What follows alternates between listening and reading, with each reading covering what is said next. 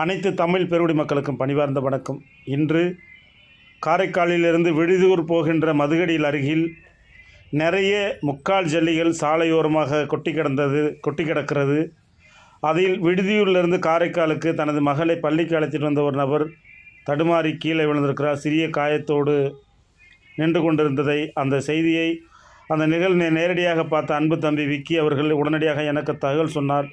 நாங்கள் சம்பவ இடத்துக்கு சென்று அங்கே நிறைய கொட்டி கிடந்த ஜல்லிகளை விளக்கம்தலாக கூட்டி சுத்தம் செய்திருக்கிறோம். இதுபோல் நிறைய சாலைகளில் அந்த வளைவு பகுதியில் நிறையாக ஜல்லிகள் கொட்டி கிடக்கின்றது. மாவட்ட நிர்வாகம் அதை கண்டுகொண்டு அதிகாரிகள் மூலமாக அதை சுத்தம் செய்யுமாறு பணியொன்போடு கேட்டுக்கொண்டோம். இன்று எங்கள் பார்வையில் பட்டது நாங்களே இன்று சுத்தம் செய்திருக்கிறோம்.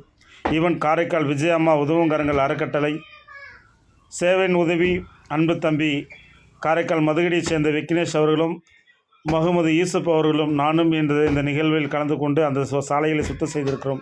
ஈவன் காரைக்கால் விஜயம்மா உதவுங்கரங்கள் அறக்கட்டளை. நன்றி.